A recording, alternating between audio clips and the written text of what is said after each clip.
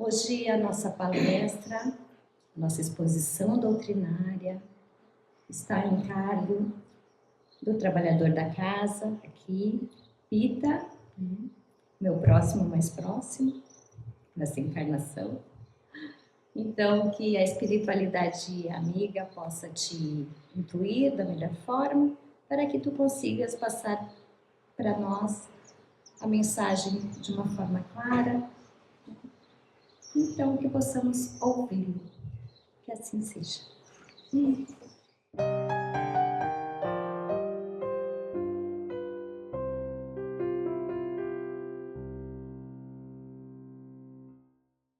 Deixa que eu falo. Fala. Buscai e achareis. Boa tarde, queridos irmãos.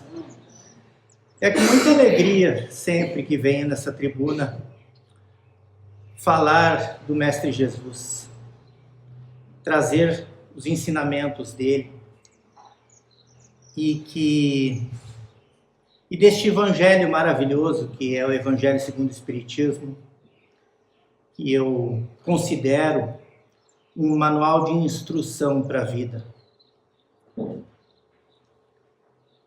E no capítulo 25, buscai e achareis. No seu primeiro texto, ajuda-te a ti mesmo, que o céu te ajudará. Então tem uma passagem de Mateus, que Jesus diz: pedi e se vos dará. Buscai e achareis. Batei à porta e se vos abrirá. Porquanto quem pede, recebe. E quem procura, acha. E aquele que bata à porta, abrir-se-á. Qual homem dentre vós que dá uma pedra a um filho que lhe pede pão?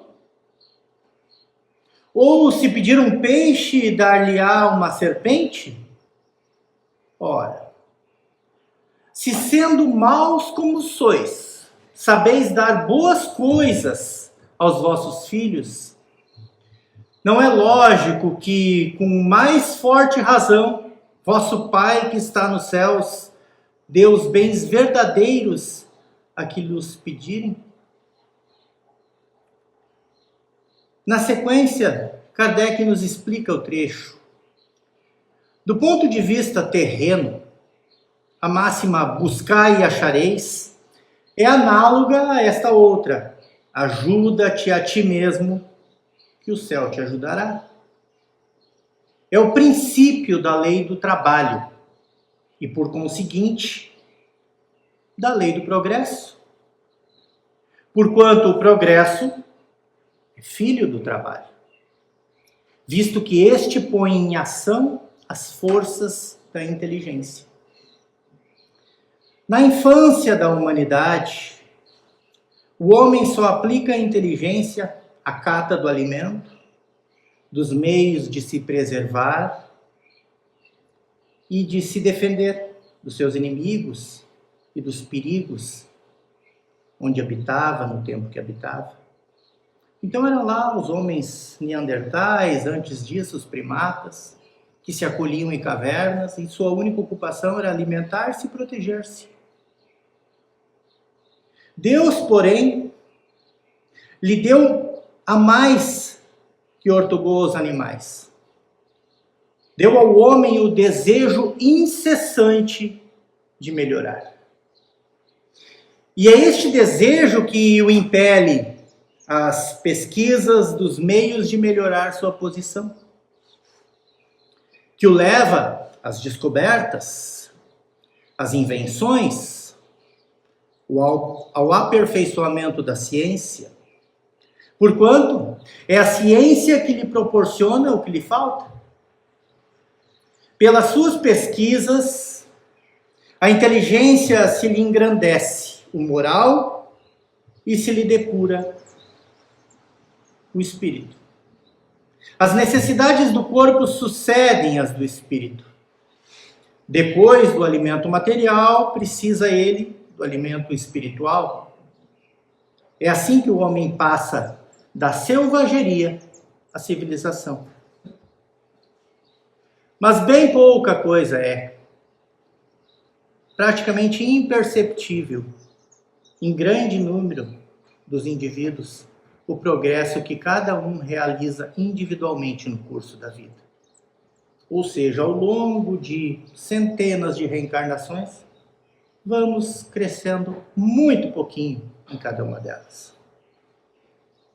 Como poderia, então, progredir a humanidade sem a preexistência da alma? Aqui Kardec agora faz uma defesa da reencarnação, da preexistência da alma, das vidas sucessivas. Se as almas fossem todos os dias para não mais voltarem, nasceu, morreu e aqui não voltam mais. A humanidade se renovaria incessantemente com os elementos primitivos, tendo de fazer tudo, de aprender tudo novamente. Não haveria, neste caso, razão para que o homem se achasse hoje mais adiantado do que nas primeiras idades do mundo. Uma vez que a cada nascimento, todo o trabalho intelectual teria que recomeçar. Ao contrário, voltando com o progresso que já realizou, adquirindo de cada vez alguma coisa a mais, a alma passa gradualmente da barbárie à civilização material e desta, consequentemente, à civilização moral. Aqui todos nós que estudamos a doutrina espírita sabemos que no processo reencarnatório existe o véu do esquecimento, que nos faz esquecer das nossas encarnações passadas. Mas, intuitivamente, trazemos nossa bagagem. Temos diversas provas de crianças prematuras sentando na frente de um piano e saindo tocando. Crianças que têm aptidões para música, talentos maravilhosos, jovens que despertam talentos maravilhosos. Indivíduos que são eloquentes, outros são constrangidos. Então, nós desenvolvemos a nossa bagagem, desenvolvemos as nossas capacidades, mas elas vêm através da intuição de um sentimento. E é através deste processo que vamos avançando. Então, no Livro dos Espíritos, na questão 676, Kardec pergunta à espiritualidade amiga: por que o trabalho é imposto ao homem? E os espíritos respondem: é uma consequência de sua natureza corporal. É uma expiação e, ao mesmo tempo, um meio de aperfeiçoar sua inteligência. Sem o trabalho, o homem permaneceria na infância da inteligência. Por isso, deve seu sustento, sua segurança e bem-estar apenas ao seu trabalho e à sua atividade. Aquele que tem o corpo muito fraco, Deus deu inteligência como compensação. Mas é sempre um trabalho. Não significa que quem é fraco é mais inteligente que quem é forte, não é isso. Mas como temos os dois complementos, não podemos ficar nos choramingando, né? Se Deus houvesse isentado do trabalho do corpo, o homem, seus membros se teriam atrofiado. Se o houvesse isentado do trabalho da inteligência, seu espírito teria permanecido na infância, no estado de instinto animal. Por isso é que lhe fez do trabalho uma necessidade. Ele disse: procura e acharás. Trabalha e produzirás. Dessa maneira, serás filho das tuas obras. Terás dela o mérito e serás recompensado de acordo com o que hajas feito. Então, aqui nós vamos falar agora de mérito. Toda a criação divina acontece da forma que acontece, não é por falta de capacidade de Deus de criar um ser já pleno de perfeição. Mas qual seria o objetivo? Se nós sabemos na nossa experiência diária que só se sabe realmente aquilo que se faz, e só se faz quando se põe em prova, quando sabemos a maturidade, né? Uma criança não pode ter a mesma condição de um adulto que já passou pelas experiências da vida. Ela precisa da proteção, precisa do amparo. Então, todo o plano, todo o processo espiritual é meritocrático. É através do mérito que vamos alçando a nossa categoria de espíritos mais elevados, né? Então, através dos relatos diversos das nossas literaturas vastas da doutrina espírita, principalmente as obras de André Luiz, que narra a vida espiritual, ele vai elencando indivíduos que tiveram aqui encarnações nos espaços mais subalternos possíveis, em posições de escravidão, e no plano espiritual são espíritos altamente elevados, enquanto que outros reis e imperadores encontram-se na miséria espiritual, por sua responsabilidade, por uma questão de lei de causa e efeito. Na questão do Livro dos Espíritos 677, por que a própria natureza provê por si mesma a todas as necessidades dos animais? E os Espíritos nos dizem: tudo trabalha na natureza. Os animais trabalham como vós, mas seu trabalho, como sua inteligência, é limitado ao cuidado de sua conservação. Eis porque entre eles o trabalho não gera progresso, diferente do homem. Enquanto entre os homens há um duplo objetivo, a conservação do corpo e o desenvolvimento do pensamento, que é também uma necessidade que o eleva acima de si mesmo. Quando digo que o trabalho dos animais é limitado ao cuidado de sua conservação, refiro-me ao objetivo a que se propõe a trabalhar. Mas, inconscientemente, ao prover suas necessidades materiais, se constituem em agentes dos desígnios do Criador. E seu trabalho não concorre menos para o objetivo final da natureza, se bem que muitas vezes não percebeis o resultado de imediato. Podemos aqui lançar alguns poucos exemplos, mas as maravilhosas abelhas, responsável por grande parte da polinização, as borboletas, os beija-flores. A nossa gralha azul, responsável por espalhar araucárias pelos pampas do sul, né?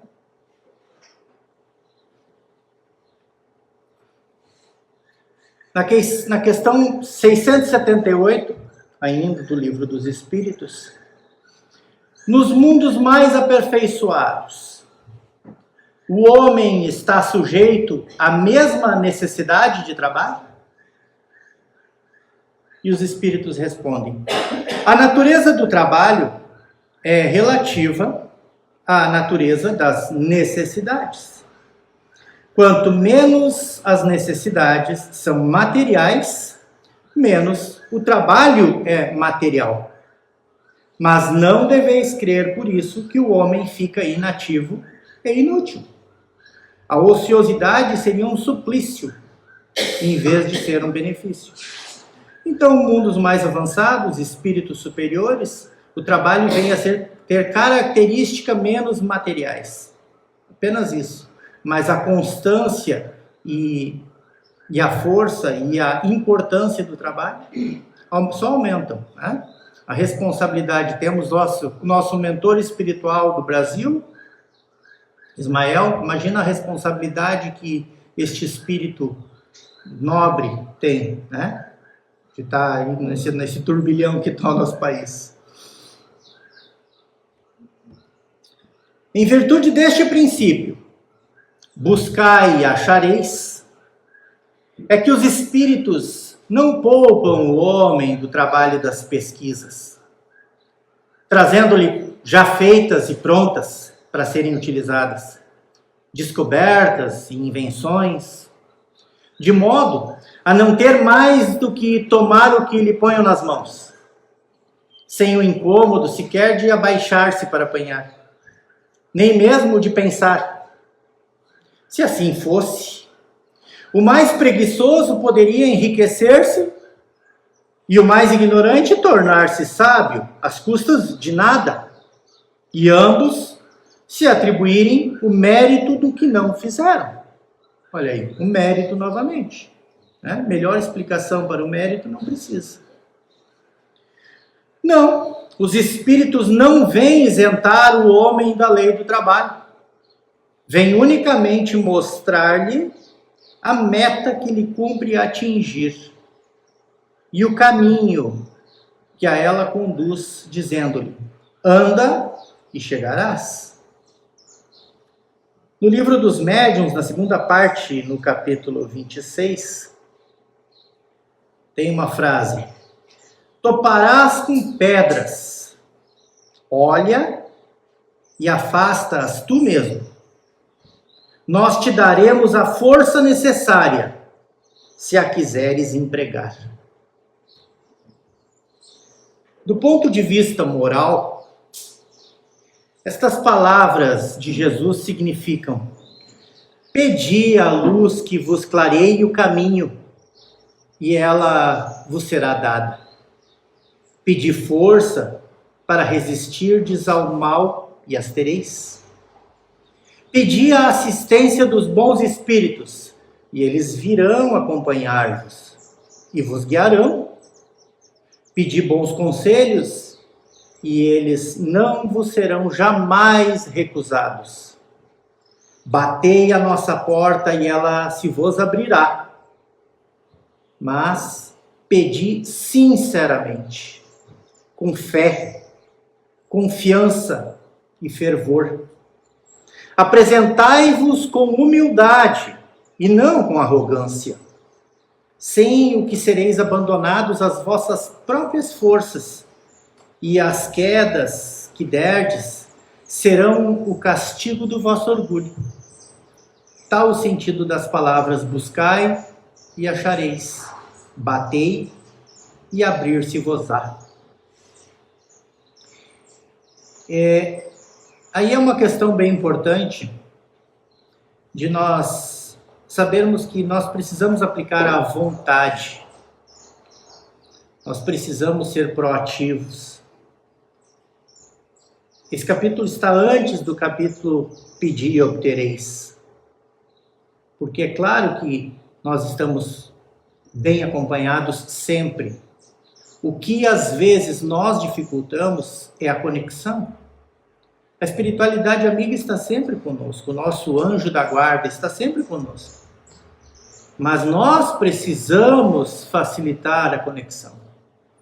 Nós precisamos elevar o nosso padrão vibracional através de nossos pensamentos, filtrando nossos pensamentos, melhorando o nível de nossos pensamentos, para que possamos então ser ajudados.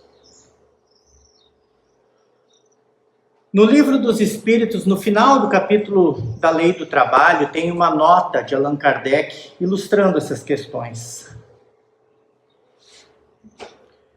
Não basta dizer ao homem que é seu dever trabalhar. É preciso ainda que aquele que tem de prover a existência com seu trabalho encontre com o que se ocupar, o que nem sempre acontece. Ele está dizendo que não tem muitos indivíduos, isso lá, quando ele escreveu o Livro dos Espíritos, ele usou esse exemplo da época em que ele vivia, 1864, que, indiferente do indivíduo precisar trabalhar para se manter, para sobreviver, muitos não querem. Não querem. Quando a falta do trabalho se generaliza, toma proporções de um flagelo, como a miséria. A ciência econômica procura o remédio no equilíbrio entre a produção e o consumo. Mas este equilíbrio, supondo-se que seja possível, não será contínuo. E nesses intervalos, o trabalhador precisa viver. Há um elemento que não se costuma considerar, sem o qual a ciência econômica torna-se apenas uma teoria. É a educação. Não a educação intelectual, mas a educação moral.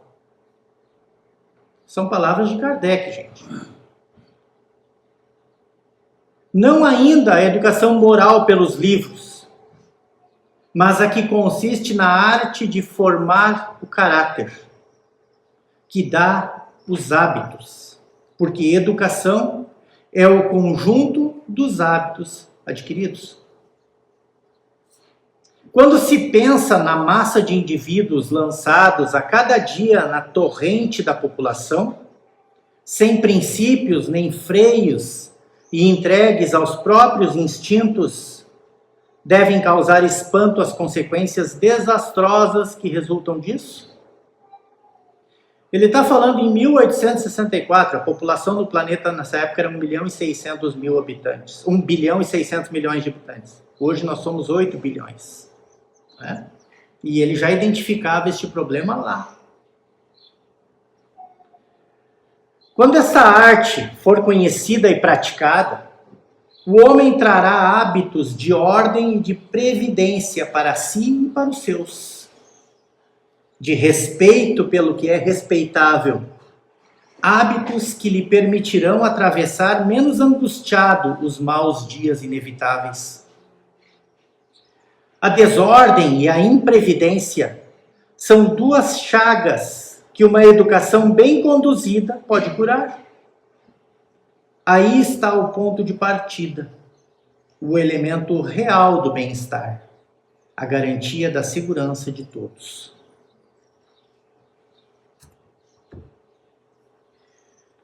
Então encontramos também em Mateus mais uma passagem do Cristo. Observai os pássaros do céu. Não acumuleis tesouros na terra, onde a ferrugem e os vermes os comem e onde os ladrões os desenterram e roubam. Acumulai tesouros no céu, onde nem a ferrugem nem os vermes os comem. Porquanto onde está o vosso tesouro, aí também o vosso coração. Eis porque vos digo, não vos inquieteis por saber onde achareis o que comer para sustento da vossa vida, nem de onde tirareis vestes para cobrir o vosso corpo. Não é a vida mais do que o alimento e o corpo mais do que as vestes? Observai os pássaros do céu. Não semeiam, não ceifam, nada guardam em celeiros, mas vosso Pai Celestial os alimenta. Não sois muito mais do que eles? E qual dentre vós, o que pode, com todos os seus esforços, aumentar de um côvado a sua estatura? Por que também vos inquietais pelo vestuário? Observai como crescem os lírios do campo.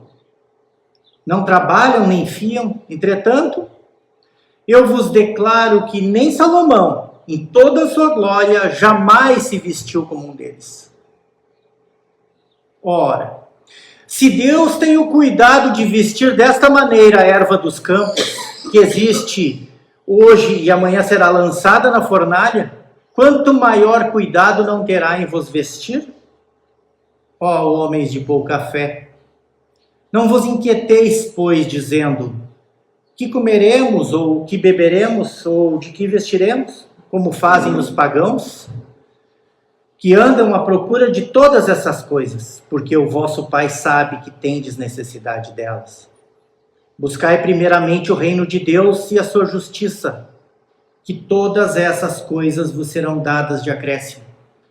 Assim, pois, não vos ponhais inquietos pelo dia de amanhã, porquanto o amanhã cuidará de si. A cada dia basta o seu mal. Está em Mateus, capítulo 6. Quando lemos uma passagem do Cristo assim, só ela, parece que está desdizendo tudo o que eu disse até agora. Mas por isso que o Evangelho tem que ser estudado. Então os Espíritos, através de Kardec, nos auxiliam nessa interpretação. E dizem que, interpretadas à letra, essas palavras seriam a negação de toda a previdência, de todo o trabalho e, consequentemente, de todo o progresso. Com semelhante princípio, ou seja, seguindo esses conselhos que foram dados ali, o homem limitar-se-ia a esperar passivamente. Suas forças físicas e intelectuais iam se conservar inativas. Se tal for a sua condição normal na Terra, jamais houvera ele saído do estado primitivo. Se dessa condição fizesse ele a sua lei para a atualidade, só lhe caberia viver sem fazer nada. Não pode ter sido este o pensamento de Jesus, pois estaria em contradição com o que disse de outras vezes, com as próprias leis da natureza. Deus criou o homem sem vestes e sem abrigo, mas deu-lhe a inteligência para fabricá-los. E ele falou isso, está lá no capítulo 14, no item 6, e no capítulo 25. Não se deve, portanto, ver nessas palavras mais do que uma poética alegoria da providência, que nunca deixa o abandono os que nela confiam, querendo todavia que estes, por seu lado, trabalhem. Se ela nem sempre acode com o auxílio material, mas inspira ideias com que se encontram os meios de sair da dificuldade. Então essa mensagem fala muito mais de fé, de acreditar, de pensar positivo, mas agir. A providência, Deus conhece as necessidades e ela os provê como for necessário. O homem, porém, insaciável nos seus desejos, nem sempre sabe contentar-se com o que tem. Às vezes o necessário não lhe basta. Reclama da falta do supérfluo. Então aí também já reside um monte de problemas, um monte de dificuldades que encontramos no dia a dia.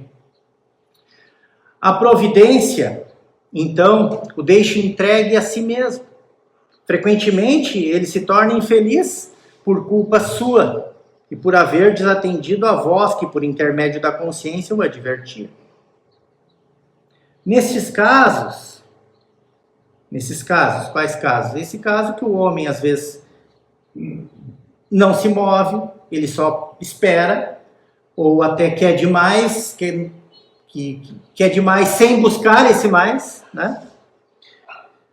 Deus, através da lei de causa e efeito, o faz sofrer as consequências dos atos, né? A fim de que lhe sirvam de lição para o futuro. A terra produzirá o suficiente para alimentar todos os seus habitantes.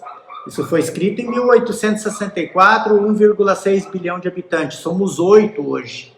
E conseguimos produzir alimentos suficientes. Sobra. Há um excesso de desperdício de alimento no planeta. Onde há casos de fome em alguns continentes, é por questões políticas, humanas, não por falta de capacidade de produzir alimento. Quando os homens souberem administrar, segundo as leis de justiça, de caridade e de amor ao próximo, os bens que ela dá. Quando a fraternidade reinar entre os povos, como entre as províncias de um mesmo império, o momentâneo supérfluo de um suprirá a momentânea insuficiência do outro, e cada um terá o necessário. O rico, então, considerar-se-á como um que possui grande quantidade de sementes. Se as espalhar, elas produzirão pelo cêntuplo para si e para os outros. Se, entretanto, comer sozinho as sementes, se as desperdiçar e as deixar, se perca excedente do que haja comido, nada produzirão. Não haverá o bastante para todos, e se as amontoar no seu celeiro, os vermes a devorarão. Aqui ele traz também uma questão integrando aqui a questão da riqueza, da responsabilidade do uso da riqueza, né? E da prosperidade, porque o que é ser próspero? Ganhar a riqueza e deixá-la guardada e acumular, ou ganhar a riqueza e distribuí-la? Nem que seja através do uso, né? Mas o indivíduo que está prosperando, ele está fazendo circular aquela riqueza, ele está empregando pessoas, né? Daí o haver Jesus dito: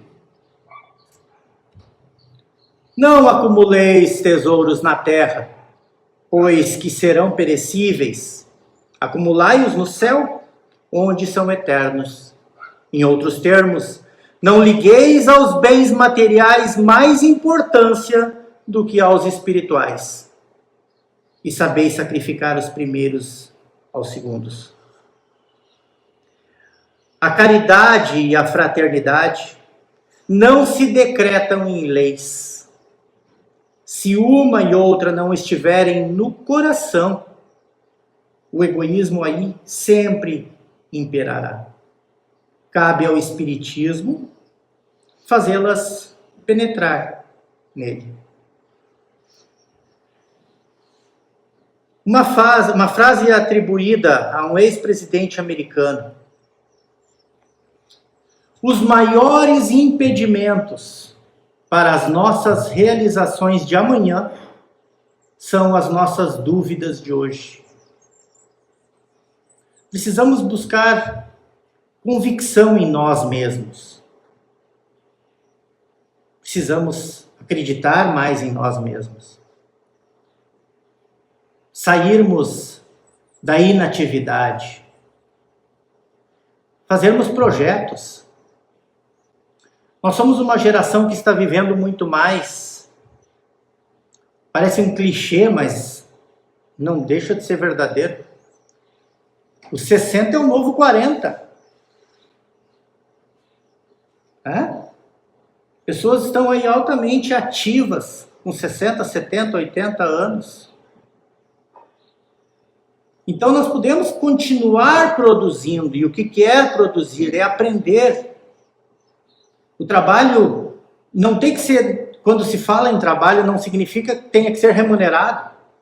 Mas trabalho enobrece, trabalho desenvolve, trabalho cresce. Aprender e estudar, aprender um novo idioma. Nós temos agora a oficina do Bem aqui no Centro Espírita, está fazendo um trabalho maravilhoso, as pessoas aprendendo coisas diferentes. Temos grandes projetos para casa e para o futuro. Vamos aprender coisas novas e nos desenvolver. Porque todo o processo evolutivo só acontece com o aprendizado. Se vocês pegarem as obras que André Luiz nos traz, que narram a vida espiritual, ele sempre tem um mentor espiritual encaminhando junto com ele. É uma pessoa altamente sábia, altamente desenvolvida naquele assunto, especialista naquele assunto, como eu li agora, Missionários da Luz, o Alexandre, que era um especialista lá em reencarnação. Isso é desenvolvimento, gente, é aprendizado.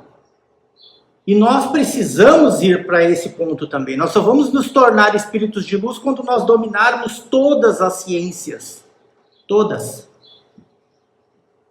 E para isso nós precisamos ir aprendendo. Claro, encarnação e encarnação. Mas se nós não nos movermos em prol disso, né, no trabalho, em buscar propósito para a vida, a consequência muitas das vezes é depressão, falta de propósito, né? A mensagem do Cristo é buscar e achareis, e não esperar e achareis. Precisamos ser proativos na nossa existência. A conquista do avanço de nossa elevação espiritual depende de esforço e vontade aplicada no cumprimento de nossos desígnios e no combate de nossas imperfeições, promovendo nossa reforma íntima, rumando assim para a nossa fatalidade, que é a perfeição relativa, como espíritos de luz. Muito obrigado a todos.